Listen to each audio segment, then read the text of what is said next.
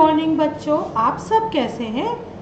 तो आज हम कक्षा 10वीं का हिंदी विशिष्ट में सहायक वाचन पढ़ेंगे और सहायक वाचन में भी पाठ 4 थके हुए कलाकार से को पढ़ेंगे। इसके लिए आपको अपनी हिंदी की किताब लानी पड़ेगी। चलिए जाइए जल्दी से हिंदी की किताब लेके आइए, क्योंकि कविता है, इसका वाचन हम करेंगे और मेरे साथ साथ आप लोग घर में इसका वाचन करिए।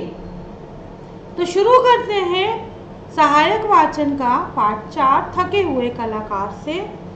सृजन की थकन भूल जा देवता, अभी तो पड़ी है धरा अधबनी, अभी तो पलक में नहीं खिल सकी नवल कल्पना की मृदुल चांदनी, अभी अध खिली ज्योत्सना की कली, नहीं जिंदगी की सुरभि में सनी, अभी तो पड़ी है धरा अधबनी, अधूरी धरा है पर नहीं है कहीं अभी स्वर्ग की नींव का भी पता, सृजन की थकन भूल जा देवता, रुका तू गया रुक जग का सृजन, तिमिरमय नयन में डगर भूल कर कहीं खो गई रोशनी की किरण, अलस बादलों में कहीं खो गया, कहीं सो गया नई सृष्टि का सप्तरंगी सपन, रुका तू रुक गया जग का सृजन, अधूरे सृजन से निराशा भला, किस लिए जब अधूरी स्वयं पूर्णता, सृजन की थकन भूल जा देवता, प्रलय से निराशा तुझे हो गई, सिसकती हुई सांस की जालियों में सबल प्राण की अर्चना खो गई, थके बाहुओं में अधूरी प्रलय और अधूरी सृजन योजना खो गई, थकन से निराश तुझे हो गई, इसी ध्वंस में मूर्छित सी कहीं पड़ी हो नई जिंदगी क्या पता, सृजन की थकन भूल जा देवता, सृजन की थकन भूल जा देवता। तो चलिए अब हम इसके प्रश्न उत्तर करते हैं।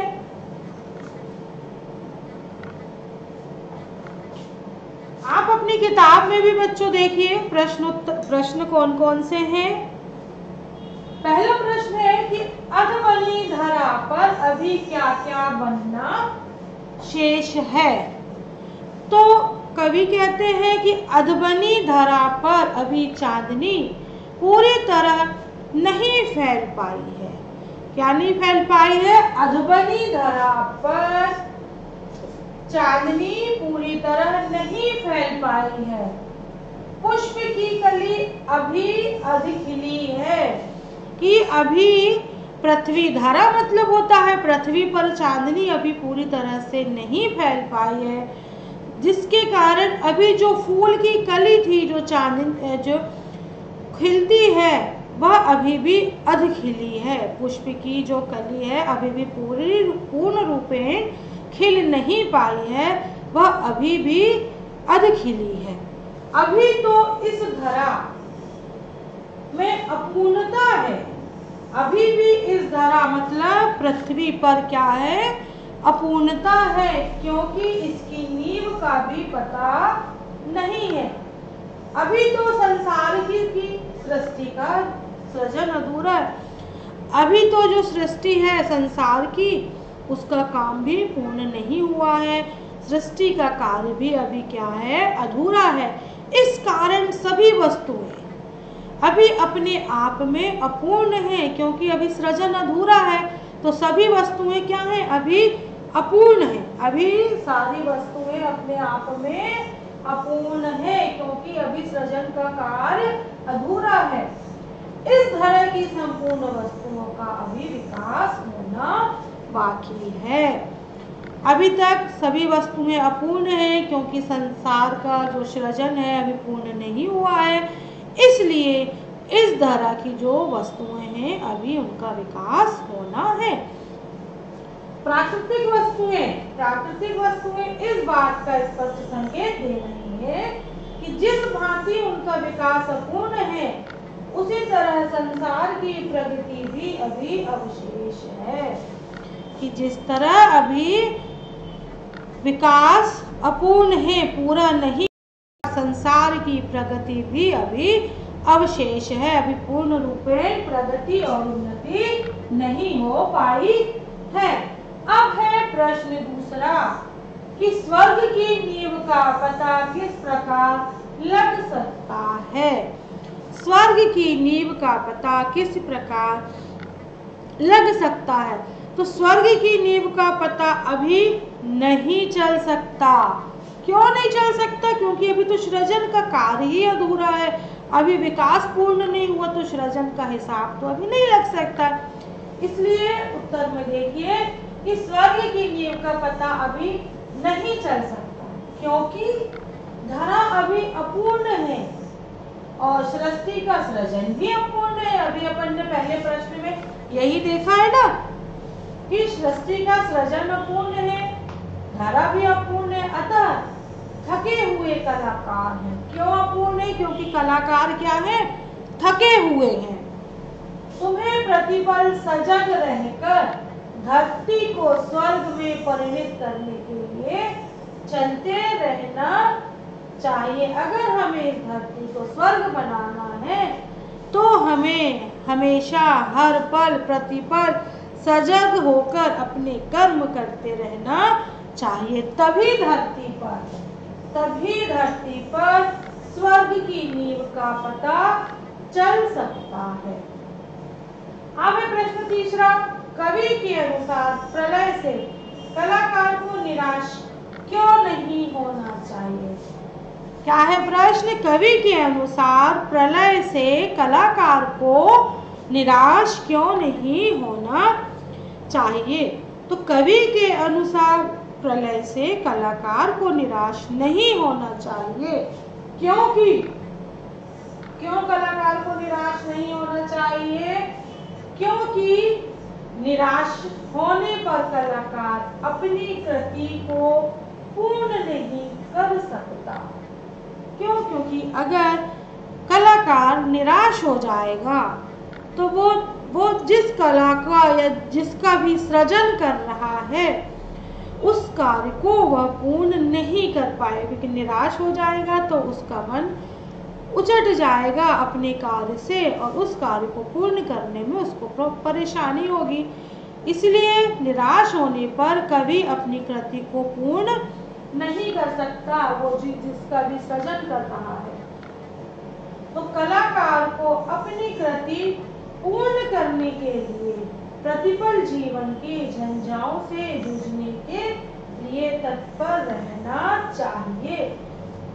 कलाकार को अपनी कृति या अपना सृजन जो कर रहा है उसको पूरा करने के लिए जो संसार की जो परेशानियां हैं, जो बाधाएं हैं, जो निराशाएं हैं, उनसे हर पल क्या करते रहना चाहिए? जूझना चाहिए, लड़ाई लड़ते रहना चाहिए। क्यों? क्योंकि उसका जो कार्य है सृजन करने का, वह कार्य वो पूर्ण कर सके। सबल प्राणों से तभी जीवन का संचार होगा, जबकि कलाकार बिना रुके अपने सृजन में निरंतर लगा रहेगा, क्योंकि गति का नाम ही अमर जीवन है। निम्न कथन इस प्रकार का द्योतक है।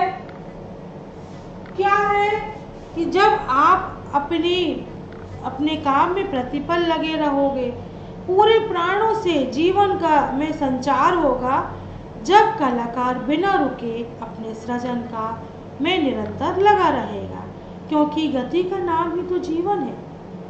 अगर रुक गए तो जीवन भी रुक जाएगा, इसलिए गति का नाम ही जीवन है।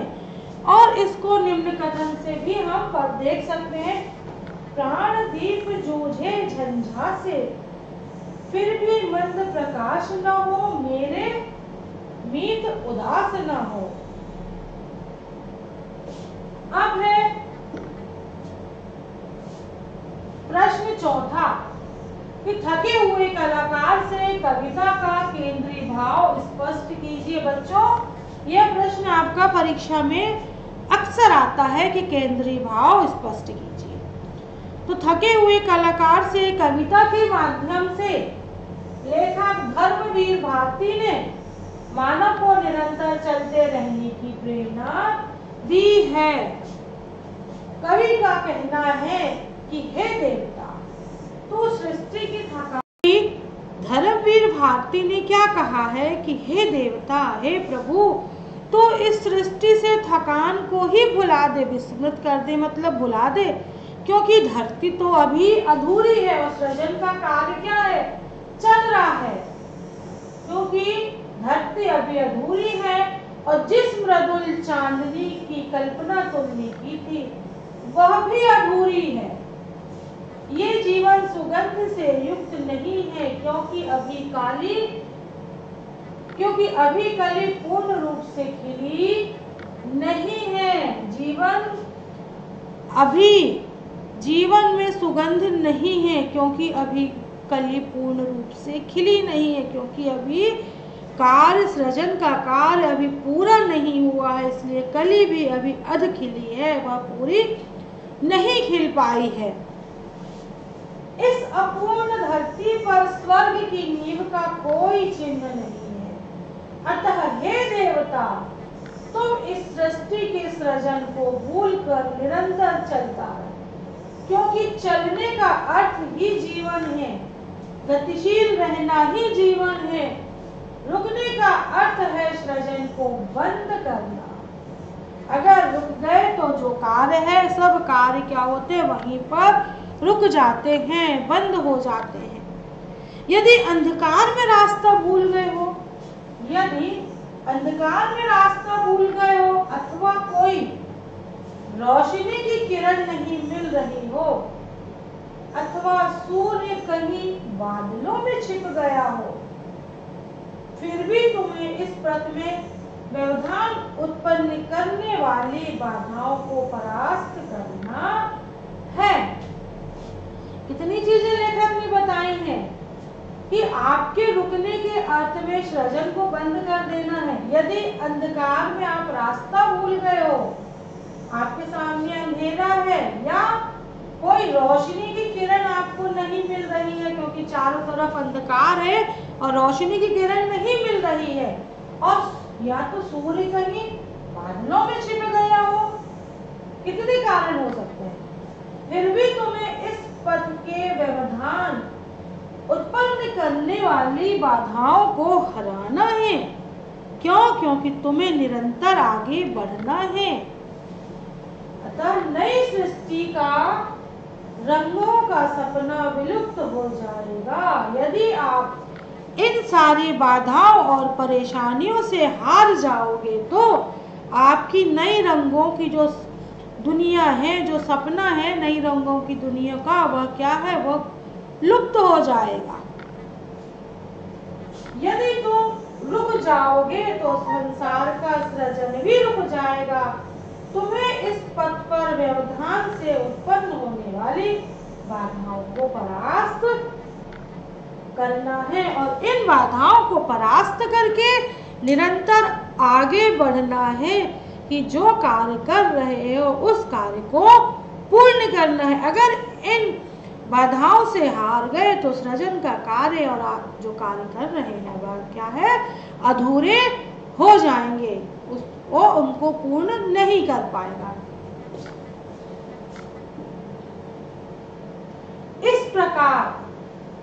इस अपूर्ण सृजन से तुम निराश मत होना और सृजन की थकान को भूल कर यदि प्रलय से कोई निराशा हुई हो तो तुम अपनी अव्यवस्थित सांसों को झरोखों से शुद्ध वायु लेकर उनमें प्राणों का संचार करके यदि कलाकार की बाह थक जाएगी तो प्रलय भी अपूर्ण होगा और सृजन की योजना भी अधूरी होकर हो जाएगी।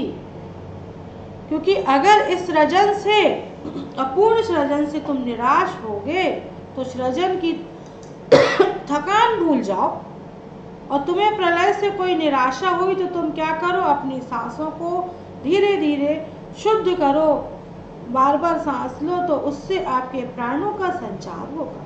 यदि कलाकार की वहां थक जाएगी तो प्रलय भी अपूर्ण होगा और सृजन की योजना भी अधूरी हो जाएगी।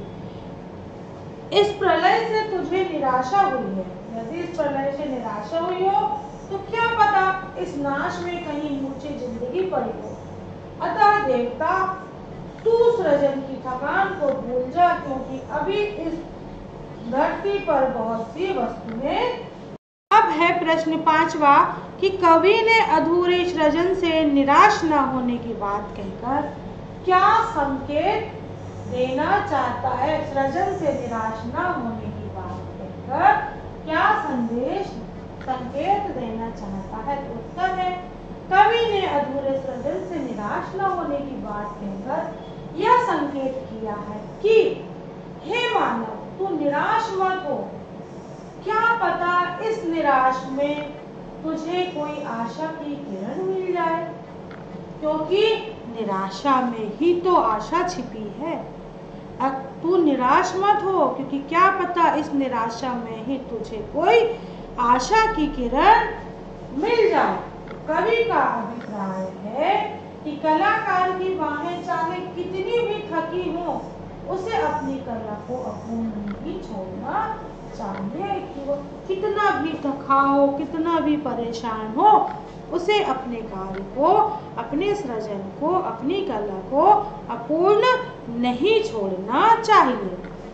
तो कवि का कथन है कि कभी कभी नष्ट वस्तुओं में भी जीवन होता है। कलाकार का कर्तव्य है कि उन वस्तुओं में जीवन डालकर प्राणों का संचार करे। जीवन में चाहे कितनी ही विपत्तियों के बादल मंडराएं, मानव को धैर्य नहीं खोना चाहिए।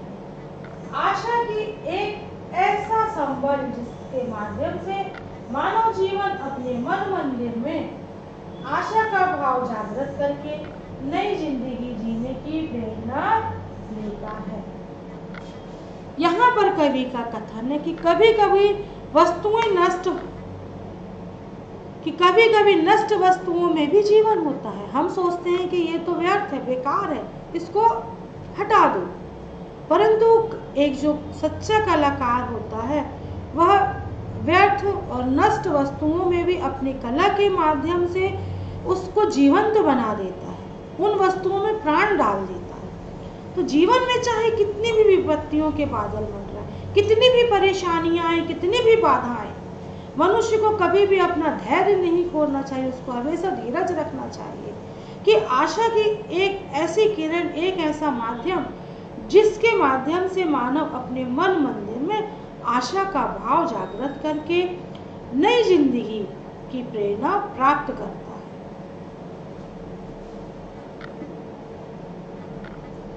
अब यहाँ पर कुछ विकल्पी प्रश्न है कि थके हुए कलाकार के रचयिता कौन है। तो ये है धर्मवीर भारती। फिर थके हुए कलाकार में कविता के द्वारा कवि ने क्या प्रेरणा दी है। तो निरंतर चलने की प्रेरणा दी है। फिर है सृष्टि का सृजनकर्ता कौन है। तो सृष्टि का सृजनकर्ता ईश्वर है।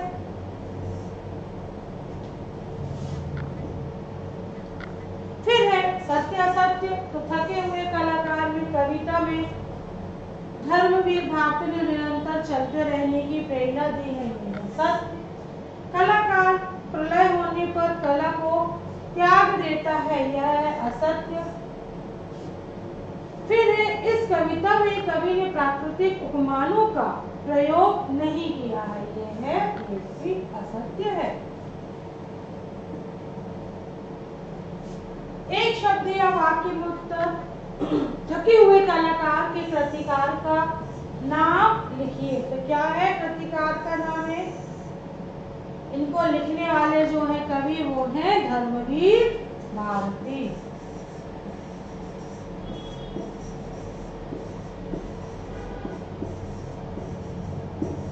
फिर थके हुए कलाकार से कविता में कवि ने क्या प्रेरणा दी है। निरंतर चलने की प्रेरणा दी है।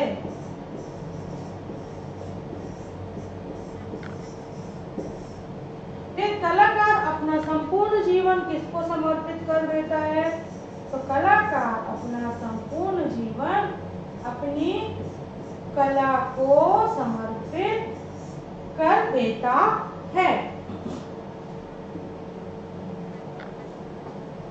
देखो बच्चों, अभी आपने ये कविता पढ़ी है कि हमें अपना काम करना चाहिए। चाहे देखिए आपकी शालाएं अभी किसी कारणवश आपको मालूम है नहीं खुल रही है, महामारी फैली हुई है, तो हमें अपना काम निरंतर करना है। आपका काम है पढ़ाई करना। आप घर में बैठ के अपना कार्य करते रहिए पढ़ाई, तो निश्चित ही आपको सफलता मिलेगी।